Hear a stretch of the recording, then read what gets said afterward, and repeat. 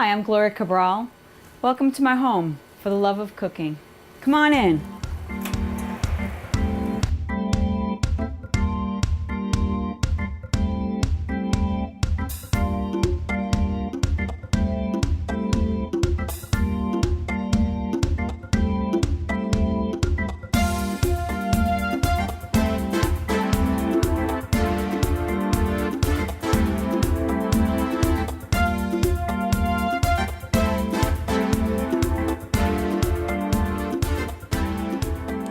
Hi, it's Gloria Cabral. Welcome to my kitchen. And we're going to have Thanksgiving sides today. Again, Thanksgiving meal is a meal I serve many times throughout the year because it is our family favorite. And I like many different sides. And depending on what you prefer to use, it makes for a difference in flavors. Cranberries is the time harvesting now in October. People will start those fresh cranberries throughout the year. Then it's frozen cranberries in the summertime. So I always buy extra cranberries for the summertime. I'm gonna make a cooked cranberry sauce. There's different types. They are jellied, that means there's no skins in them, and whole. And I prefer the whole at this time of the year. And what I'm going to do is just add a cup of water to 2 cups of berries. I'm going to throw that on the stove, and when those berries stop popping, I'm going to add the sugar and cook it till they all explode. And then I just mix it up and I put it in a container to chill. How easy is that? Another one of my mother's favorites is cranberry relish. And cranberry relish is even easier. There's no cooking involved in that. What you do is you take one whole orange. Always make sure you wash all your fruits and vegetables, because this one you're going to use the whole orange, skin and all. If there's some oranges, this has a lot of pith, so it might be a little bit bitter, but it's not bad. If it's an orange that has seeds in it, make sure at this point you take the seeds out. What I just do is I cut them in chunks. Oh, this is wonderful smell. As kids in the winter time, oranges are more prevalent and delicious in the winter time for us because it's the time they pick them in Florida. That's the only time where you get the blood oranges where they're really red. So I take my food processor and I'm going to start with the oranges and I'm going to grind them up into there.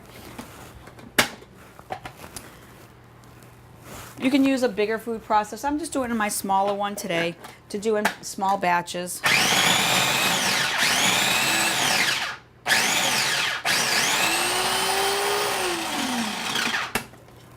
And what I do, I like little tiny chunks in there. And I'll take and I'll put it in a nice container. See, so far very simple. This is one you can have the kids help you with, because somebody can, even the 3-year-old can press that button. You know, and they feel like they may not want to try it, but if they made it, it's a better way for them to eat. Because a lot of times they'll say, oh, I don't like it, but you made it. Must be good. And then they try it and then they realize they do like it. It's all the power of suggestion.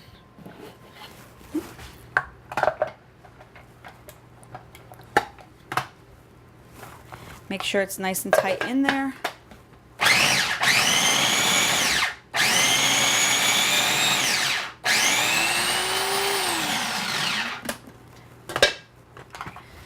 If you really want it in bigger chunks, but it's harder to eat in bigger chunks, you can chop it up. I like the smaller chunks. See? Always got to think of flavors. That smells wonderful. I'll do the same thing with my cranberries. And I use cranberries a lot. I make cranberry bread, cranberry nut bread. In our house, some people like nuts, some people don't, but I think they're all a little nuts. I prefer walnuts or pecans with my cranberries.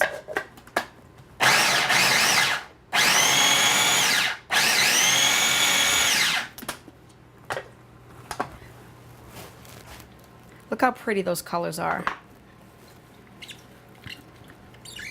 I could put apple in there if I want to. Wouldn't that be a nice touch to it?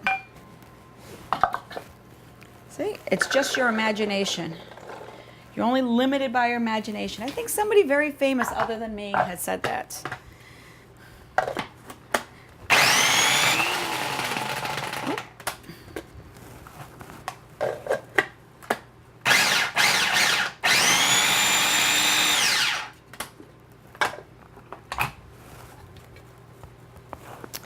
Sometimes they move, we get a little bit bigger pieces. So just make sure if it's not all done, just put it back in again.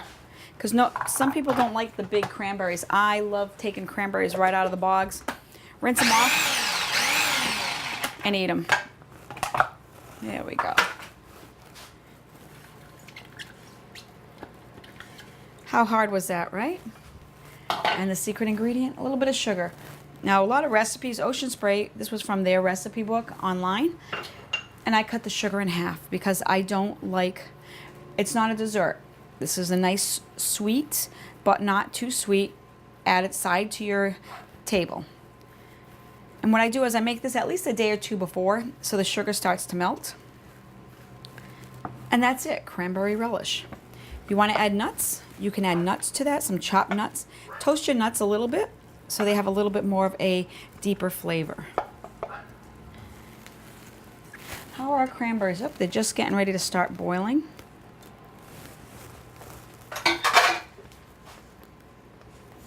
That smells wonderful. If you need to do it the same day, that's fine. Just don't refrigerate it for a little while because the liquid will start melting the sugar because you don't want to eat the grains of sugar. We'll put that to the side. Our frozen cranberries take a little bit longer and they're just getting little bubbles to them. So I'm going to add my sugar.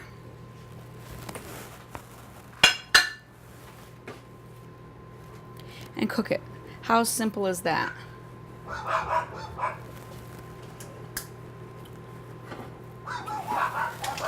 Once they pop, I can even chop them up, but the good way to know when it's cooked is once the skins you hear pop, pop, pop.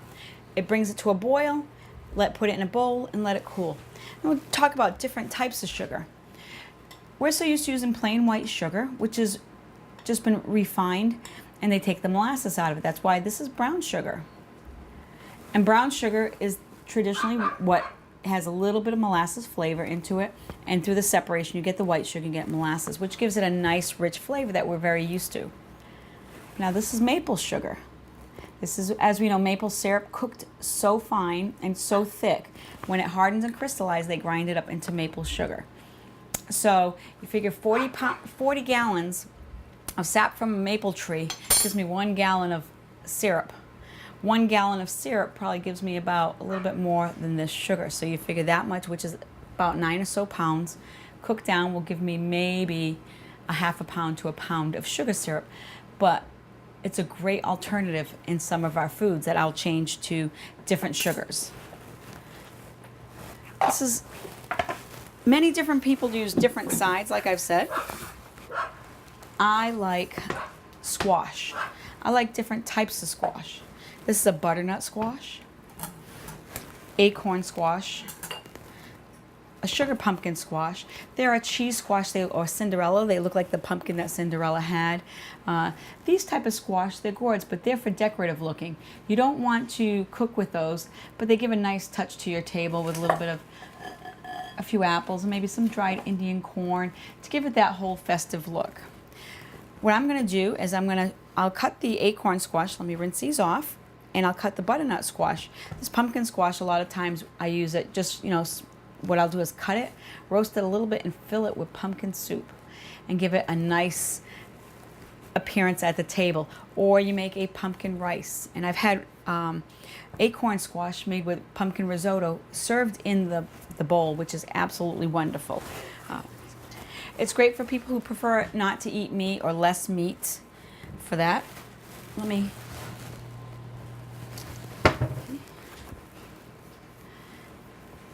You can cut it in half this way, you can cut it in half this way, whatever way you want to serve it. A lot of times I'll just cut it this way because it gives me a more level look, and it's very hard, so you have to be very careful. That's why I'll use a towel a lot of times. My hands out of the way because I like my fingers attached to my hands. And there's our acorn squash. It's all in the pumpkin family. Squash is all in the pumpkin family. And you can save these seeds if you want to cook them. I don't. It's great for the chickens, if you have chickens or any animals, the pigs, or composting. It's nice to go in the compost, and sometimes in the following year, you'll have acorn squash growing out of your garden. That makes it recycling, coming back to supply you with something for the future. I need to have a garbage container right here some days. Just part of preparing. Just think when you're at home, all the smells in the house, all this time of year, people have their, they've been out in the, getting their apples from the apple festivals, making pies. It's just a nice time of the year.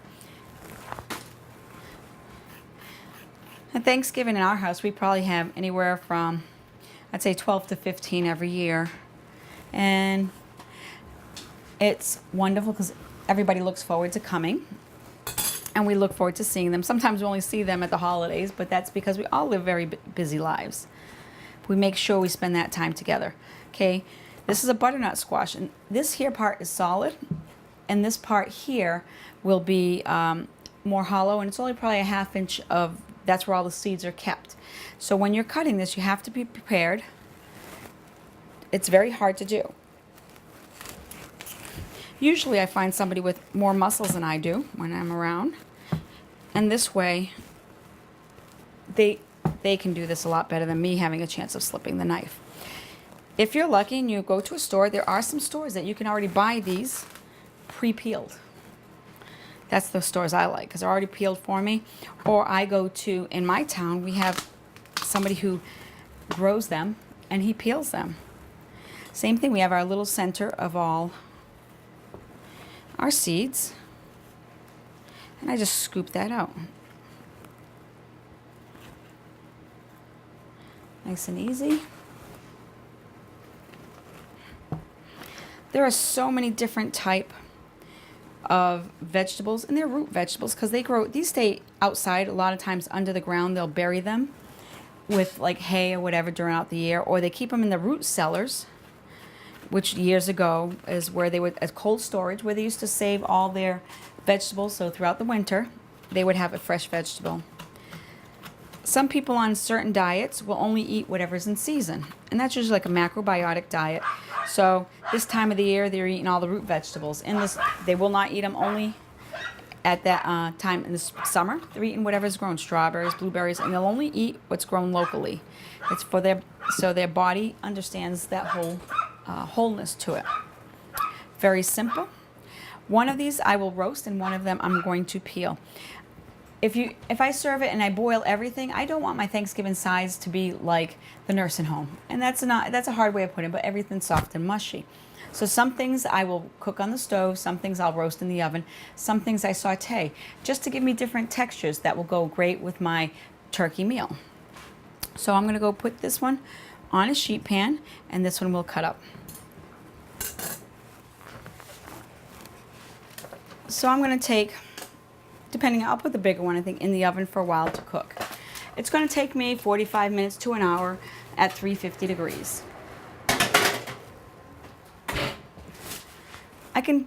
These are, if I decided to cook them and boil them on the stove, it would be very hard to peel that. So I'll do the same thing with them. I don't add anything to them. All I do is flip them over because the moisture will come out, and it will be so much easier to clean later.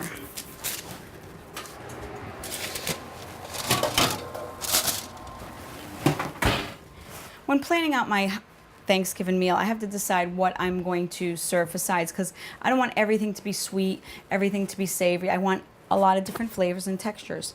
And then, like I said, I want to do something different with these. And this is something very easy. I can just peel this on the outside. And usually I try to peel off to the green or a little below.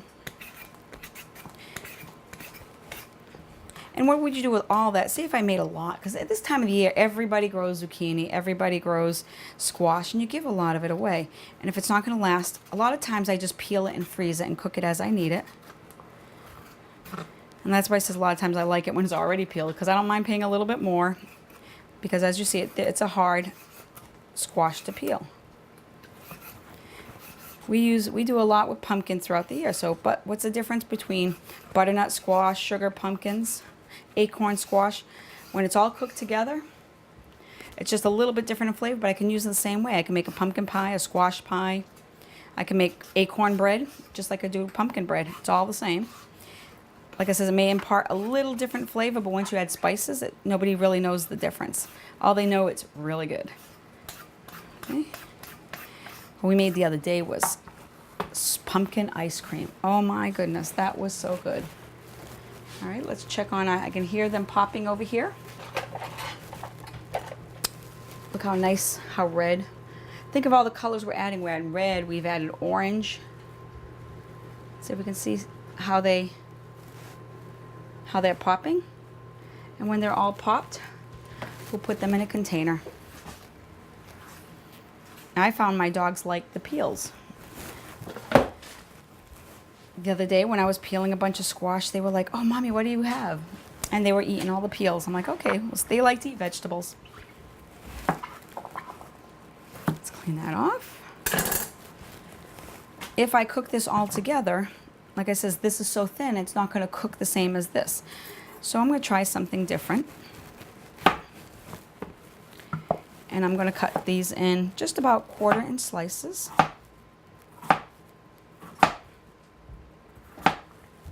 And this way, what can we use them for? And I'm thinking of home fries. Potatoes, we usually use potatoes for home fries. But then I can make maybe a root vegetable home fry, which would be different root vegetables, which is, this is butternut squash. Maybe I could throw some sweet potato in it, saute it up. But I got to remember, these are a lot harder than regular potatoes. So when I cook them, I have to cook them either separately, which I sometimes do. Let's do it this way, smaller, so I don't cut my hand. Isn't that a difference to have with eggs in the morning? Thanksgiving morning, have all your stuff done, and you have a nice root vegetable home fries. Most of these things can be made the day before and just finished at the last minute, because you don't want to sit, you want to be able to sit down with your family. Now this is turnip. Turnip's a lot harder. So to cook at the same time with these, because this is a little bit softer, I have to make my turnip even smaller. As you see, it's a little bit harder to go with. And if I was to use potato with this, I would add my potato a lot bigger, at least twice the size. But I may just go, I never know. See how small they are? Just about 1/8 of an inch square.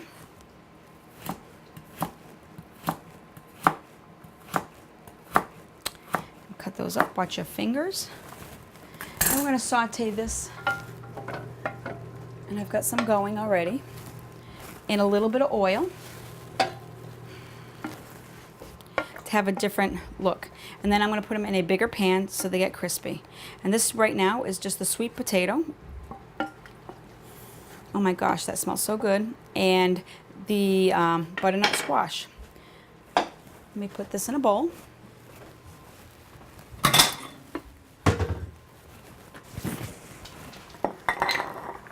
And since I've already started cooking and I put these in, what would happen? It would some things would be not as hard and some things would be really hard.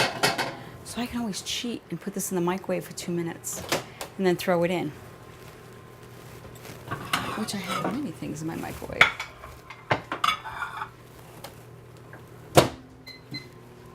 That will get it at the same time and the same, so when I finish cooking them in the pan, they will be fine. And then I bring that up to a high because I don't want to boil it, I want it to saute.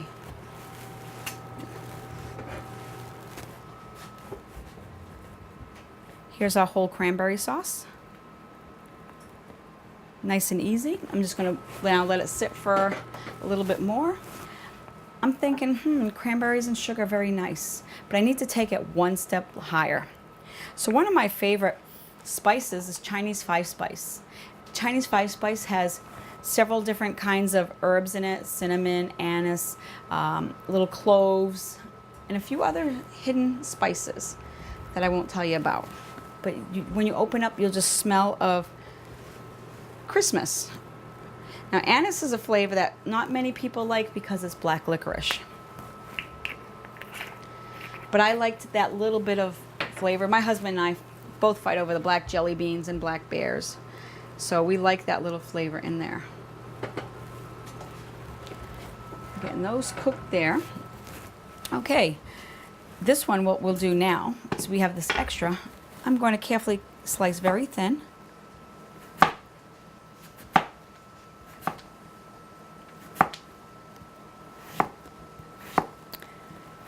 And come up with something different to eat.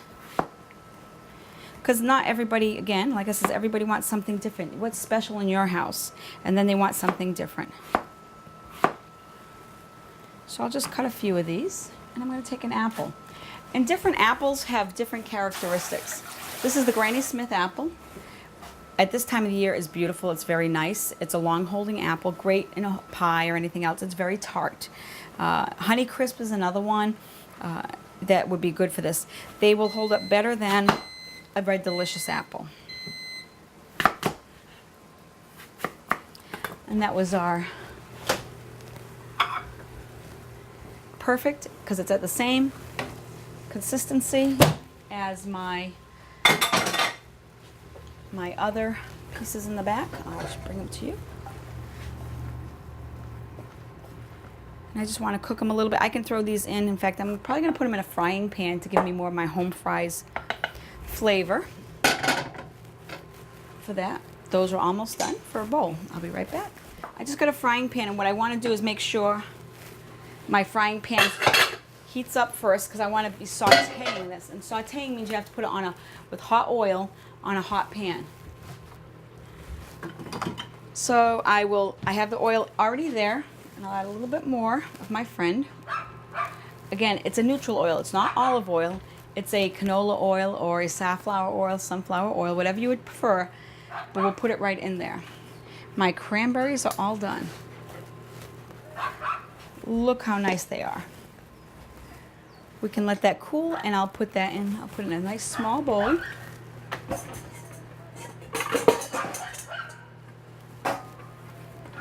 Because I only want it to chill in the refrigerator. And if I put it in this type bowl, even though the bowl's big, it'll cool faster, but it'll get a nice little shape to it.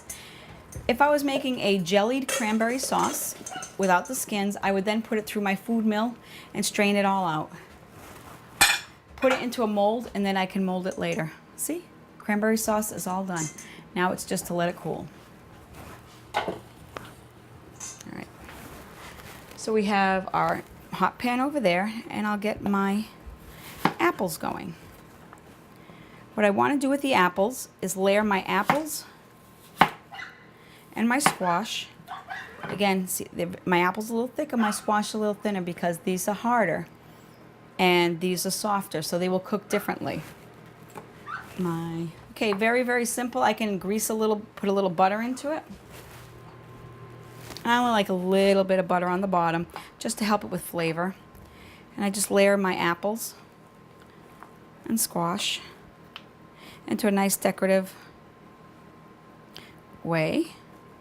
I just think this is a good way to have the kids eat squash, because I find with children, they don't like to eat vegetables because they're not sure of what they are. And what they end up doing, if you introduce vegetables with sugar, a little bit of sugar, like an apple, like in zucchini bread, carrot cake, they accept it better, and then they don't mind to eat it. See? And I can put a little bit in the middle. So I have a little bit holding it. Look how nice that looks. And let me take a little bit of my maple sugar. See, this can be made ahead. This takes about a half an hour to make. I'll cover it with foil and throw it in the oven. You can make these one for two people, one for one person. A great alternative. It could be a dessert. Put a little crumb topping on it and have a nice little dessert, a healthy dessert with like a streusel topping on it. Something so simple. We'll put in the oven later. I never throw anything away. If I'm doing a lot of apples, I'll save all my cores, all my skins, and then I will make an apple butter by cooking it and then taking it through the food mill, which I've shown you before, and it will bring it around and squish everything through. So here we have a few different vegetables. All right, let's see how we're going over here. Is this hot? Let's see how hot that is. Hear the sizzle?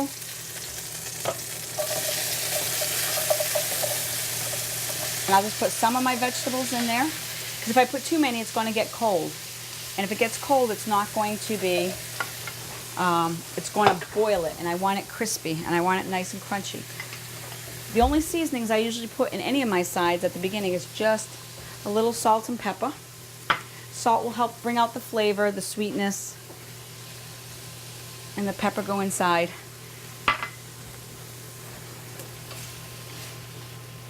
You can add anything you want to this. I could throw in sage, I could throw in rosemary, but my main focus on a Thanksgiving meal is my turkey, and these are just to complement it. Next we have carrots.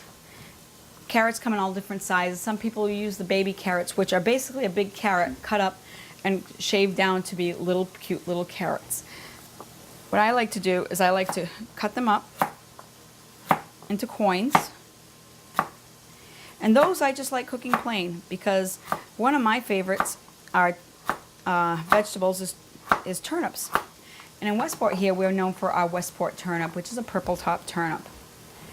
And what I usually do is I just throw that in to my pot and I start cooking it. Nothing in it at all. And at the end, I'll add a little salt and pepper.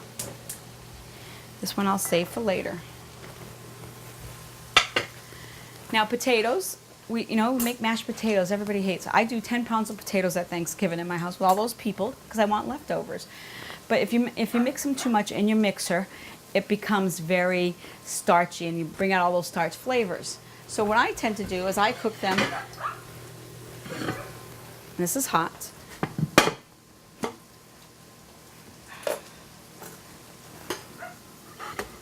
I just put a little salt and pepper on them and I cook them in a pasta pot so they're not dripping with water.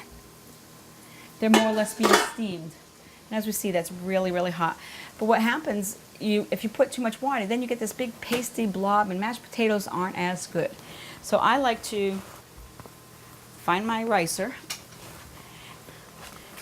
and I don't want to squish them. I don't want to peel them. I want to be able just to work with them. I leave them on with the peels, because once they go through the ricer, they're just going to be nice and flaky. And what I like to do, because again, I have so much to do at Thanksgiving, I don't want to worry about things. I'll make this the day before, or even the day of. And so this way I'm not at the last minute doing it. What I usually just do is I'll put it in a pot or a pan after I do that. So I throw my potato in there. With my strength, they come right out. Here's my skins. And I'll do that with the whole pot. And it does take a little, this is where it's great to use those young boys in the house. There's no lumps when we do it this way, because all of it's come right out. It's very smooth. I don't mix it from here. I just finish it off. I add a little bit of cream, even my sour cream. This is creme fraiche, which is soured cream. I put a little heavy cream in there. Nice and easy. A little bit more salt and pepper. And for every 5 pounds, I use 1 stick of butter, so this is half of that. And I just toss it in there. And I will finish this in the oven. There's my mashed potatoes. Nice and simple, nice and easy, no mixing machines. And when this comes out in your mouth, it just melts like butter. Like butter, as most people would say. Not much to it. And sometimes I like to drizzle at the last minute a little bit more butter on top, just before it goes out. I get it so it's nice and loose. Let's throw that in the oven.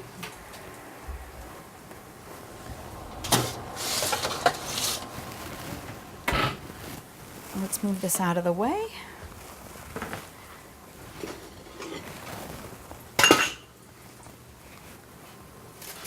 See, you can make a big mess in a big time. And then I'll take my sweet potato, my butternut squash. You can feel it's all nice and cooked, nice and brown. And it's ready to go. All I have to do now is scoop all that wonderful flavor out. It's not dripping in water. It's not all wet. Just take a little. It's perfect just like that with nothing in it. This can be done while your turkey's cooking. You throw it in at the last minute. It's all set for you. You try to make your cooking time as minimal as possible because your family time is much more important. Let's see how our sautéing is going.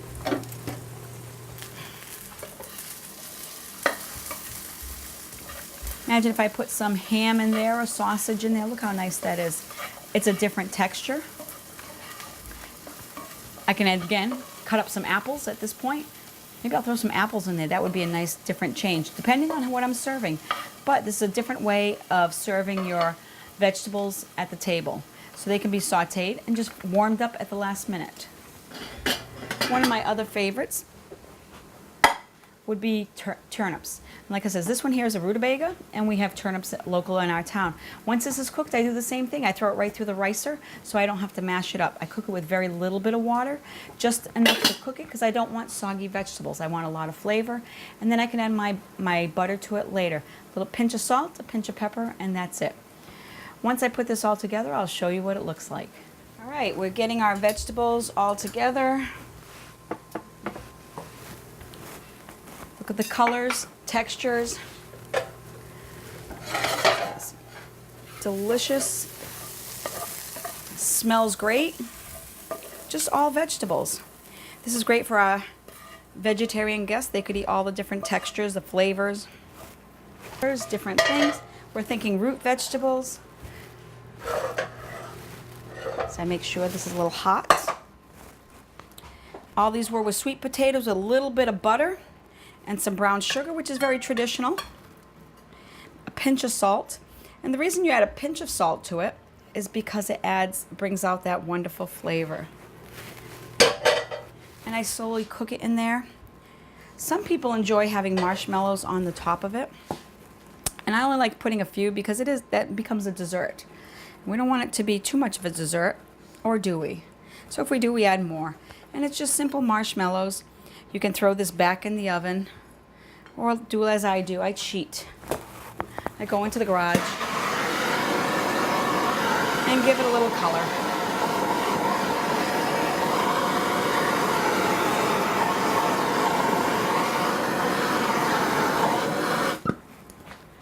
Nice and toasted. And let's see what we have left in the oven. Is our wonderful, look at those mashed potatoes. We have one burning over there.